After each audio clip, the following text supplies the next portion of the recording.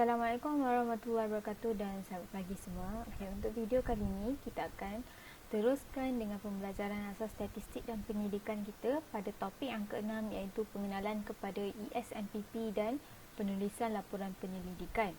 Okey, apa tu ESNPP? ESNPP ni adalah Sistem Maklumat Pengurusan Perikanan dan atau kita panggil juga sebagai Executive Information System. So, singkatan bagi Sistem Maklumat Pengurusan Perikanan ni adalah ESNPP ataupun EIS. Okey. So, apa tu ESNPP ni? ESNPP ni adalah satu sistem pengumpulan data atau pengkalan data dalam sektor perikanan secara holistik. Dia kalau sangat mudah untuk dicapai sebabnya dia boleh digunakan secara atas talian iaitu online, di mana server pengkalan data dah dihubungkan dengan server Kementerian Pertanian dan Industri Makanan. Dia masuk sekali dalam tu dan senang untuk digunakanlah secara online. Okey, lepas tu dalam ESNPP ni ada macam-macam jenis maklumat data yang dah disusun dan dianalisis. Contoh-contoh dia data pendaratan ikan laut, maklumat vessel penangkapan ikan, maklumat nelayan tempatan dan asing, maklumat peralatan penangkapan ikan, maklumat penternak dan industri aquaculture. Okey, dalam ESNPP ni ada banyak sangat data di mana data ni dikumpul daripada tahun 1990 sampailah sekarang. So, data pendaratan ikan laut ni dan data pendaratan ikan laut dan juga pengeluaran aquaculture dia akan dimasukkan oleh operator di daerah perikanan. Lepas tu dia hantar ke server negeri, kemudian data tu disimpan ke dalam server ibu pejabat menggunakan pelbagai format, kemudian dia akan masukkan ke dalam laman web ESNPP tu. So kat situ kita boleh tengok data-data dia. Okey, data-data yang kita kumpul ni boleh kita guna untuk merangka perancangan dan polisi sektor perikanan, tangkapan dan juga aquaculture untuk masa hadapan nanti. So ada banyak kegunaan, sama ada untuk membaiki atau membaik pulih sistem-sistem perikanan yang ada dalam Malaysia ni. So daripada data yang ada dalam sistem ni, sistem ESNPP ni mungkin akan dapat meningkatkan lagi sistem teknologi bagi sektor perikanan di Malaysia ni pada masa akan datang. Okey, so ni adalah laman web bagi ESNPP. Dia okey, ni dia punya boleh tengok je kat sini. Lepas tu daripada page ni awak kena login dulu. Biasanya orang yang berkaitan lah boleh login dalam data ni. Okey, lepas tu dalam data ESNPP, dalam ESNPP ni awak boleh akses macam-macam data. So daripada situ awak sama ada contohlah kalau nak buat penyelidikan, so daripada data yang ada dalam ESNPP ni awak boleh guna untuk jadikan sebagai bahan penyelidikan awak. Okey, so kat sini boleh tengok dia ada tahun-tahun yang data tu dah dimasukkan, data tahun di mana data tu dikumpulkan. So daripada dalam laman web ESNPP ni, so awak boleh ambil, awak boleh tengok data yang daripada tahun mana yang awak nak. Okey, lepas awak pilih, so dia akan keluar data-data ni. So nanti lepas dia keluar data ni, awak boleh keluarkan data ni dalam bentuk awak boleh download data tu dalam bentuk format Excel ke, PDF ke, so macam-macam boleh. Okey, sekarang kita akan tengok pada penyelesaian isu-isu perangkaan perikanan. So kenapa disebabkan terdapat isu-isu yang ada, nanti kita akan bincang ni. Disebabkan terdapat banyak sangat isu-isu, ada beberapa isu yang besar, ESNPP ni dah diwujudkan. So sekarang kita tengok dulu. Okey, sebelum ni Jabatan Perikanan Malaysia dia kumpul data secara tradisional. Maksud secara tradisional ni biasa dia guna borang helaian kertas, so secara manual je. Lepas tu data-data untuk pendaratan ikan laut, maklumat vessel penangkapan ikan, maklumat nelayan tempatan dan asing, maklumat maklumat peralatan penangkapan ikan dan maklumat penternak industri dan industri aquaculture ni biasa dikumpul dalam bentuk helaian kertas saja, dalam dengan menggunakan borang-borang yang ada secara manual je. So disebabkan banyak sangat data tu, apa yang daripada tahun 1990 sampailah tahun 2000 benda 2000 lebih 2000 sampai sekarang ni, bila banyak sangat dikumpul, benda tu jadi buku, jadi tebal sangat, so susah untuk kita rujuk. So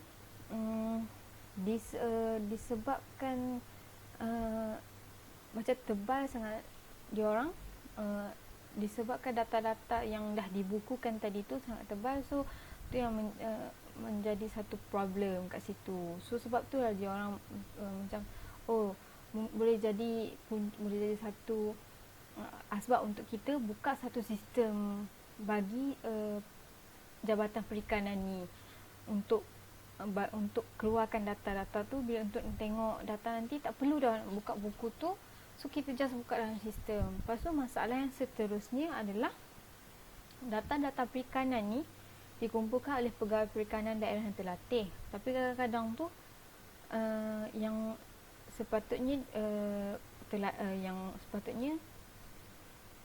macam ni, data perikanan ni dikumpul pegawai daerah yang terlatih, tapi kadang-kadang tu ada setengah mereka tu macam tak terlatih. So disebabkan tu banyak pegawai yang ada setengah lah, bukan semua, yang tak terlatih tu tak buat kerja. Lepas tu buat kerja pun sambil lewa je, lepas tu tak jujur, lepas tu masukkan data yang salah dalam borang manual ni, dalam borang helaian kertas tu. So disebabkan tu baik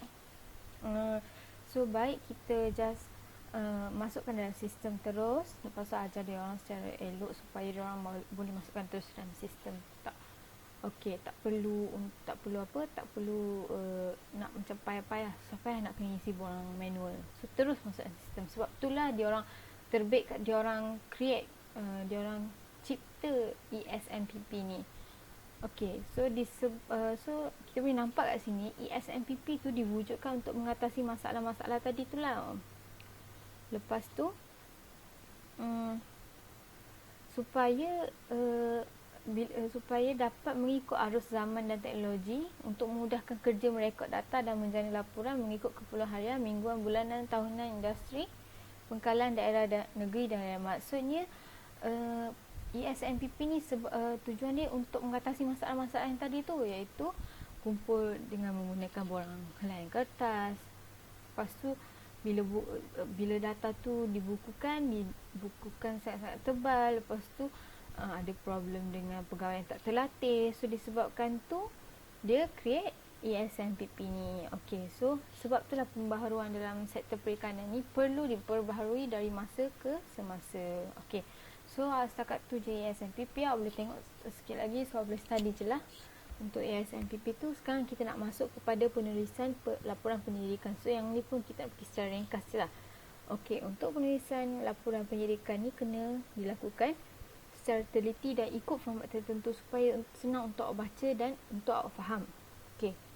Kegunaan laporan penyelidikan ni untuk memenuhi syarat kursus pengajian seperti penulisan kertas projek, tesis dan disertasi. Lepas tu disediakan untuk diterbitkan dalam jurnal akademik dan profesional. Lepas tu bagi penyelidikan yang dibayari oleh pihak penaja, laporan penyelidikan dibuat untuk menjawab persoalan kajian yang dikemukakan oleh pihak penaja. Penulisan penyelidikan biasanya dibuat dalam 2 peringkat, iaitu cadangan penyelidikan, laporan penyelidikan. Untuk cadangan penyelidikan, cadangan penyelidikan kira macam sebelum awak buat laporan penyelidikan tu, awak kira buat secara draft, kita panggil macam sebagai proposal. So cadangan penyelidikan ni dijalankan biasanya dalam proposal tu, dalam awak punya cadangan penyelidikan tu ada 3 bab. Pertama daripada laporan penyelidikan awak. So kalau dalam laporan penyelidikan ada 5 bab. Contohlah kalau macam paling sikit dalam laporan penyelidikan ada 5 bab.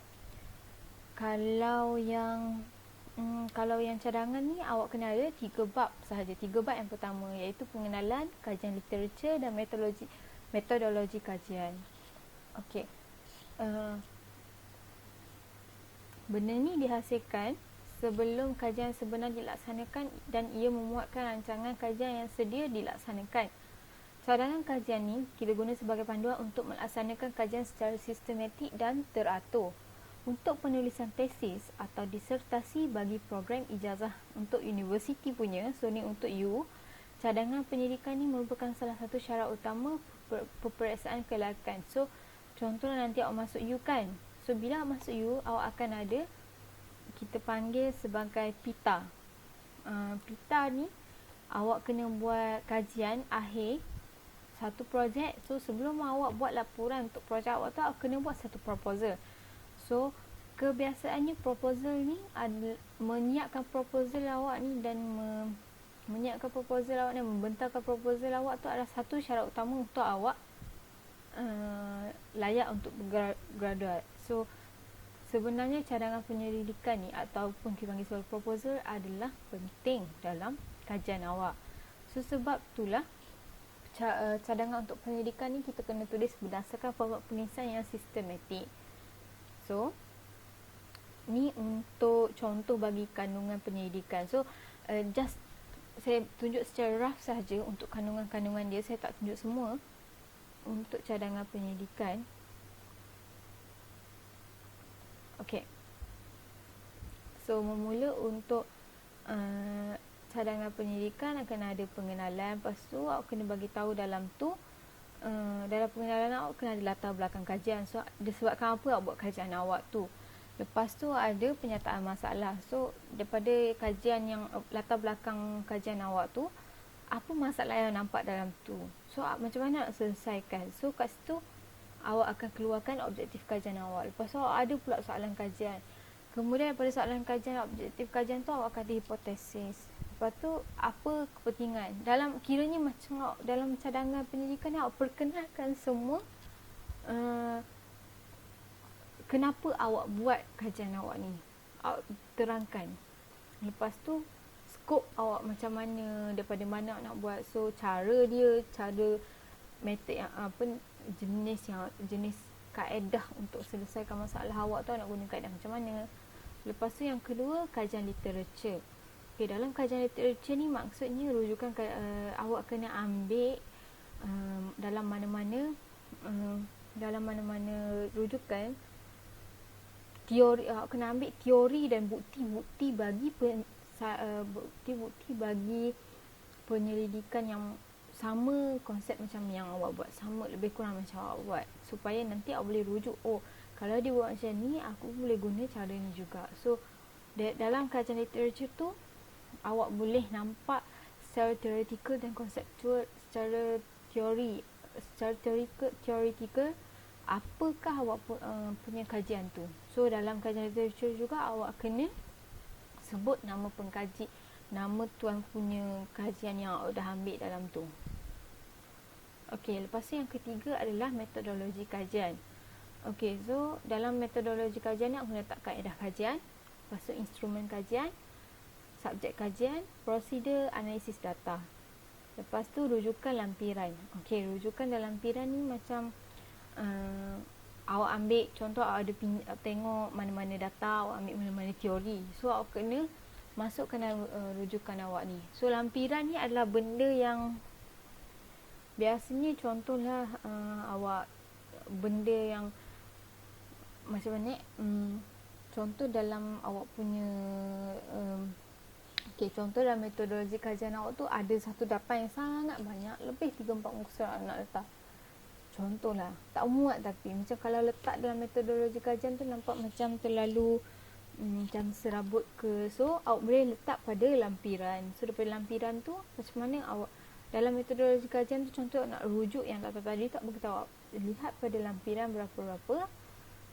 So daripada lampiran tu kita buat datanya, selesaikan cara macam tu. Okey, so saya pada cadangan pendidikan. Okey, sampai bab 3 sahaja. Okey, sekarang kita tengok pada laporan penyidikan. Okey, untuk laporan penyidikan ada Laporan penyidikan ni adalah satu laporan akhir atau laporan penuh bagi sesuatu penyidikan yang telah kita selesai buat. Maksud kita dah buat penyidikan kan semua tu. So daripada semua penyidikan tu daripada awal sampailah keputusan yang kita dapat last kali tu sama ada berjaya atau tak. So ada benda yang nak kena diubah baik ke, diperbaiki ke, dalam tu kau kena letak semua dalam laporan penyidikan tu. Okey, so ada dua jenis laporan penyidikan. Satu, tesis dan disertasi. Dua, makalah penyidikan untuk diterbitkan dalam jurnal. Okey, senang cerita yang pertama tesis, yang kedua jurnal. Okey, jurnal atau makalah. So, beza tesis dengan jurnal ni, tesis ni full, panjang sangat dan detail. Kalau jurnal, dia pendek je. Paling banyak pun dalam 20 muka surat, paling banyak yang tu maksimum. So, dia dalam kiranya laporan penuh tapi diringkaskan secara ringkas yang amat. So kalau tesis ada dalam 50 dalam 70-80 muka surat, so mungkin dah awak punya tesis tu ada dalam 10 hingga 15 muka surat macam tu. Okey, so kita boleh tengok kandungan laporan bagi penyelidikan, iaitu yang pertama kita tengok yang tesis punya. So dalam tesis punya nak kena ada 3 bahagian. Satu, pendahuluan. Yang kedua, kandungan penyidikan. Dan yang ketiga, bahagian akhir. Okey, untuk kandungan dalam bahagian pendahuluan tesis, mula kena ada tajuk. Tajuk ni dia ada pada halaman yang pertama, iaitu muka surat yang pertama, walaupun kita tak nomborkan dia. Biasanya dia ada tajuk kajian, nama pengkaji, nama program, universiti. Lepas tu tahun laporan awak tu dibuat. So dalam tajuk kajian tu awak kena huraikan keseluruhan kandungan tesis dengan tepat dan jelas. Jumlah perkataan haruslah kurang daripada 15 perkataan. So tu adalah tajuk. Untuk isi kandungan juga, untuk isi kandungan pula, awak kena senaraikan tajuk dan subtajuk bagi semua halaman dalam keseluruhan laporan pendidikan mengikut nombor halaman. Hanya tajuk bab dan tajuk primary dan tajuk sekunder yang perlu disenaraikan. Kalau tajuk yang tertiary tak perlu disenaraikan dalam isi kandungan. So maksudnya contoh bab 1. Lepas tu contoh kan cakap tajuk bab, tajuk primary dengan tajuk sekunder. So tajuk bab tu contoh bab 1. So tajuk primary 1.1. So tajuk sekunder ni 1.1 je. So tu tajuk yang sekunder, maksudnya sampai 3 level je. So untuk yang contoh 1.1 tak perlu. So sampai 3 je. Dalam tajuk ada tajuk, dalam tajuk ada tajuk macam tu. Okey. So kita tengok untuk abstrak pula. Abstrak ni adalah laporan yang laporan keseluruhan ringkasan kajian awak tu, yang ada dalam abstrak tu kena ada masalah kajian secara ringkas. Lepas tu tujuan kajian awak, instrumen yang awak guna untuk kajian tu. Lepas tu subjek kajian, reka bentuk kajian, hasil kajian, implikasi dan cadangan kajian. Okey, abstrak ni kena buat dalam 2, iaitu bahasa Melayu dan bahasa Inggeris. Okey. Lepas tu untuk senarai jadual, awak kena letak keseluruhan semua jadual awak yang ada. Lepas tu kena tulis muka surat berapa yang awak dah jadual tu pada muka surat yang keberapa. Sama juga dengan rajah, awak kena letak rajah tu ada pada muka surat yang keberapa. Okey, untuk kandungan dalam bahagian kandungan pendidikan, mula kena ada pengenalan, lepas tu kajian literature, kena ada metodologi, hasil kajian, lepas tu last sekali perbincangan dan implikasi serta cadangan. Lepas tu kena masukkan rujukan. Okey, untuk pengenalan, awak kena masukkan mengenai masalah kajian dan kepentingan pelaksanaan kajian awak. Biasanya diberi maklumat awal mengenai tujuan kajian awak, persoalan serta hipotesis kajian, serta awak nyatakan definisi operasional untuk pengukuran variabel kajian awak tu. Okey, lepas tu untuk kajian literature pula, dia membincangkan kajian lepas yang berkaitan dengan topik kajian yang pernah dilakukan oleh pengkaji. Pengkaji bukan sahaja melaporkan hasil kajian lepas tapi membuat perbincangan secara kritikal dan logikal. Literatur ni haruslah merupakan dokumen berkaitan dengan kajian dalam tempoh 10 tahun yang terkini. Maksudnya kalau boleh dalam literatur, kajian literatur tu awak kena letak paling lama pun dalam 10 tahun yang lepas, tahun 2010 punya kajian literatur. Okey, metodologi. Bab ni dia membincangkan reka bentuk kajian, sama ada awak buat kajian eksperimental ke, bukan eksperimental ke, ataupun kuasi eksperimental. Biasanya kaedah yang digunakan untuk memungut data pun kena letak juga dalam ni. Lepas tu subjek kajian apa, prosedur kajian, kaedah pengumpulan data, analisis pun awak kena letak dalam metodologi ni. Okey, untuk hasil kajian awak kena laporkan. Biasanya kita dah buat dalam bentuk jadual, rajah, teks untuk menjawab persoalan kajian awak. So maksudnya awak dah buat kajian awak semua tu, so hasil kajian awak tu kebiasaan kita buat dalam bentuk jadual, teks dan rajah tu kita masukkan dalam hasil kajian. Kita terangkan, lepas tu kita bagi tahu apa yang awak dah analisis tu dalam hasil kajian. Lepas tu untuk perbincangan, dia bincangkan hasil kajian yang ada dalam bab 4 tu. Lepas tu dia kaitkan pula dengan persoalan dan hipotesis. Lepas tu nanti dibandingkan dengan kajian-kajian yang dah dilakukan oleh pengkaji yang dulu-dulu punya. Lepas tu dalam bab ni juga dia akan bentangkan awak punya dapatan utama, lepas tu kesimpulan dan implikasi. So daripada sini, daripada dalam bab 5 juga awak boleh cadangkan apa yang awak boleh buat lagi untuk memperbaiki awak punya kajian yang awak dah lakukan pada kali ini. Okey, untuk rujukan ni just untuk senaraikan bahan-bahan yang awak rujuk dalam awak punya teks tu, dan juga contoh-contoh bahan yang awak rujuk tu boleh jadi buku, jurnal, majalah, prosiding seminar, tesis, mana-mana tesis yang lain, surat khabar. Lepas tu bahan rujukan yang awak dah digunakan, awak dah rujuk tu, awak kena tulis balik dalam bentuk format APA. Okey, so yang ni kandungan dalam bahagian akhir, iaitu lampiran dan biodata penulis. Biasanya dalam lampiran ni dia ada soal selidik, borang temu bual, rajah lokasi populasi kajian, senarai subjek kajian, surat kebenaran menjalankan kajian dan jadual analisis kajian. Kebiasaan benda yang macam tak memanjangkan lagi dalam bab-bab awak tu. Biasa kita masukkan dalam lampiran ni data-data yang sangat tak panjang ataupun tak perlu diperhatikan, tak perlu ditengok secara teliti, kita masukkan dalam lampiran. Okey, lepas tu biodata penulis. Biasanya biodata penulis ni adalah kita lah sebagai pengkaji yang melaksanakan kajian. Kita masukkan data kita. Kita masukkan kita punya biografi, contoh awak belajar dekat mana, tinggal kat mana, pendidikan setakat mana, dan benda-benda lain yang berkaitan dengan maklumat profesional. Okey, tu untuk tesis dan disertasi. So sekarang saya nak tunjuk bahagian makalah penyelidikan, iaitu dipanggil sebagai jurnal. Okey, jurnal ni merupakan laporan kajian atau ringkasan bagi tesis atau disertasi yang ditulis untuk diterbitkan dalam jurnal penyelidikan. Dia dihadkan sehingga 8 daripada 8 hingga 12 muka surat, dan seluruh kajian yang awak, contoh untuk tesis awak buat 80 sampai muka surat, untuk yang ni dia ringkas je 8 hingga 12 muka surat. So awak nak buat dalam paling banyak pun ada je kot orang yang terima 20 muka surat. So dia bergantung kepada organisasi mana yang boleh terima 20 muka surat tu, dia tengok. Okey, lepas tu